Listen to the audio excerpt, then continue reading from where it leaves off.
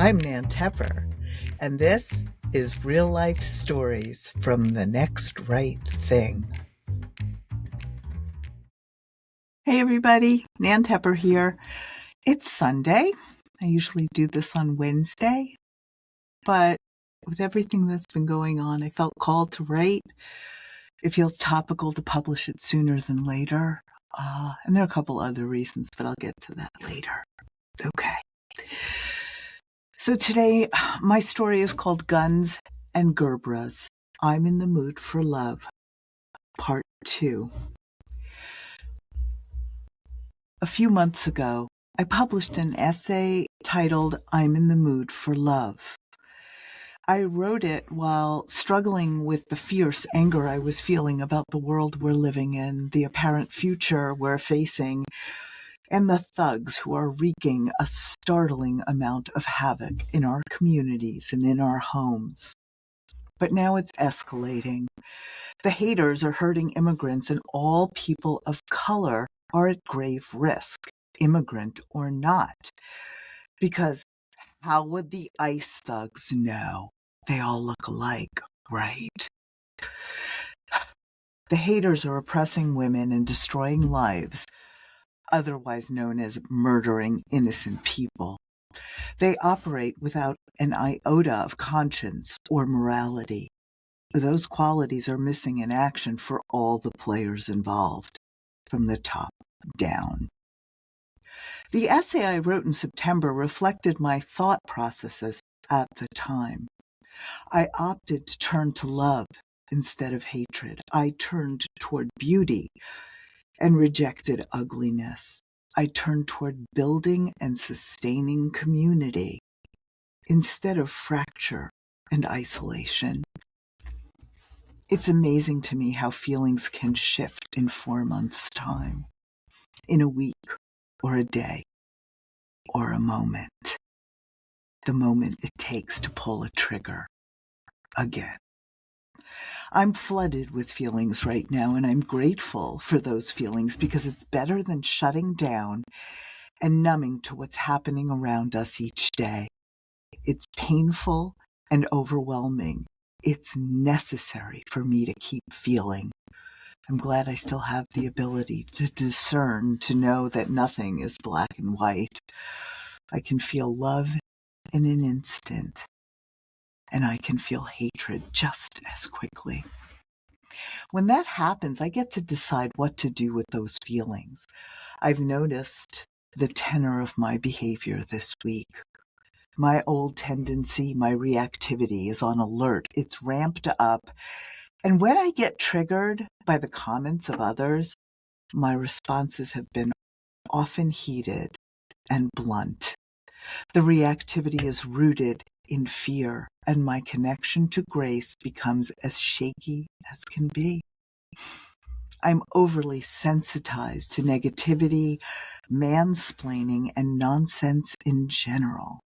I'm offended by AI images and writing and worry that a time will come when I won't be able to detect it. It's starting to get so good.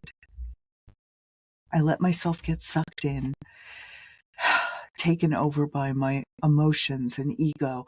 I engaged with male readers after getting a dose or 10 of mansplaining. Yes, those men who think they're self-aware, so woke. I've picked a couple of fights this past week, and I was feeling justified, of course. That behavior woke me up. It reminded me to be on the lookout for emotional imbalance, reminding myself to pause, ground, breathe before I respond. Sometimes I even wait until the following day to reply. And because I've waited, sometimes I don't reply at all. I'm grateful that I gave myself a chance to be objective rather than reacting in a blaze of anger. When I wait a day, it's usually a sign of health. When I'm awake to myself, I take the time to question my motives. I'm angry. I'm hurting. And yes, even though I don't want to admit it, I feel scared. I go in and out of that feeling, but I'll be damned if I give in to fear. The other day, I was reading the latest news, the heinous comments and threats from the travesty called our government, and I let fear take over. As a reaction to that fear, I went online and started researching gun shops and shooting ranges in my area. I've done this before. The first time was in 2017. Sometimes I surf for real estate in other countries and research immigration requirements to see if there's another place I can go. It scares the shit out of me that I would go to a place of buying into the violence. So I paused, I grounded, I took a breath. I pictured myself standing in the middle of my living room, holding a shotgun against an intruder, an ICE agent, let's say.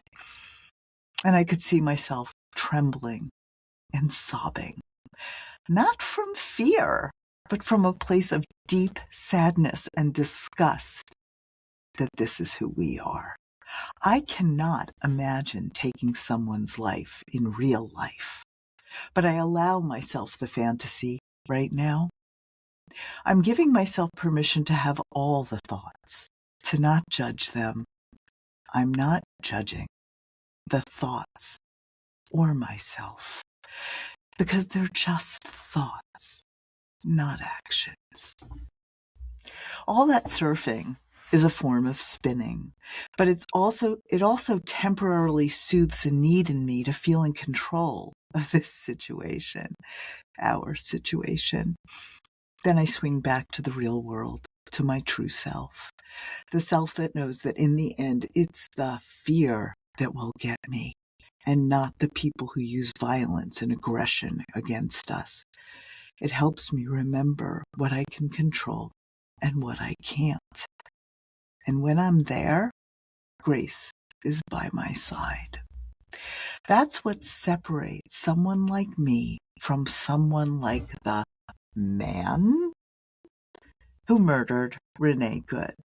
It separates me from the army of villains, and honestly, I'm nowhere close to being able to extend Jonathan Ross a shred of compassion for the damage he's most obviously suffered in his personal history. I'll probably never get to that place. There are certain acts that, for me, are unforgivable. This morning, I read the thank you letter that Rebecca Good, Renee Good's wife, sent out to the interwebs. It was suffused with grace. It was gentle. She celebrated her wife's memory. She spoke of the spark that emanated from her poet partner. There was no blame, no anger. It had more dignity to it than anything I've read. It's longish and worth a read. On Wednesday, January 7th, we stopped to support our neighbors. We had whistles. They had guns. I'm amazed at Rebecca Brown Good's equanimity, and yet I also find it worrying. How do we stay kind in the face of such evil? And should we? And I watched the videos finally. Is anyone talking about Rebecca Good's actions that morning? Be clear that this is not about blaming victims. She spoke truth to power, which can be a very frightening thing to do. I'm sure her words in those moments did nothing to help their situation. And the reason I'm mentioning it is we have to be smart. I'm saying that for me as much as for everyone else. These men are living examples of short fuses waiting to explode. Let's not give them more reasons. Let's be smart.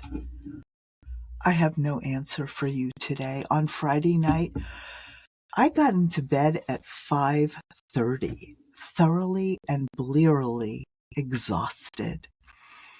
I invited my dogs to cuddle, laptop open to Stranger Things. I wanted to see the good guys win against the monsters, even in a fantasy. I needed that. It turned out I didn't watch much because I'd posted in notes that I was going to bed. And why? The love and witnessing that came back to me was stunning. The reason I'm telling you this is because instead of isolating and bearing my grief and anger alone, I talked about it with my dear friend Eileen. I wrote about it and shared it on Substack in the feed. I reached out and shared the other side of me, the one who isn't funny, upbeat, nice Nan. I made myself vulnerable. I am indeed that woman sobbing in the middle of her living room floor.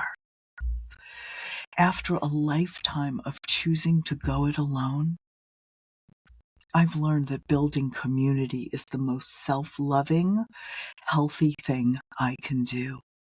This road we're walking down together, it's hard. We have no idea what's going to happen tomorrow or in the next minute, but community is the thing that makes us strong. We must keep coming together.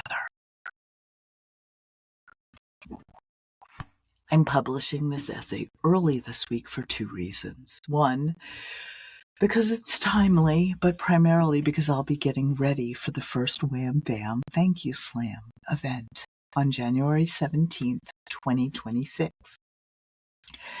There's still a lot for us to do. I'm mentioning it because this project is my effort toward building community in the world and on Substack. It's my act of love and resistance. I'm creating this space with Eileen Dougherty and our do-nothing figurehead and feminist inspiration, Simone de Beauvoir. Oh, and if you didn't know, Simone's not real. We made her up because we think she's funny. She's our version of Vera Peterson, of Maris Crane, and yes, our ugly naked guy.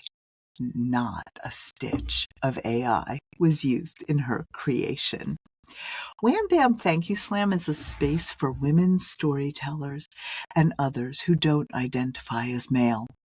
It's a space for us to share our lives with others, to share all the feelings, the joy, the laughter, the outrage, the astonishment, the grief. To say yes to some things and no to others. To be together. And to those who identify as male, you're welcome to support Wham Bam Thank You Slam as an audience member and a donor. Your job is to be there and for once in your life, hold your mansplaining tongues and listen. Thank you. Have a good day and be strong, be smart, be safe, and let's love each other as much as we can. Bye, guys and gals and dogs and cats. Bye. Thanks for listening to The Next Right Thing. For more stories, go to nantepper.com. You can also find me on Spotify or Apple Podcasts.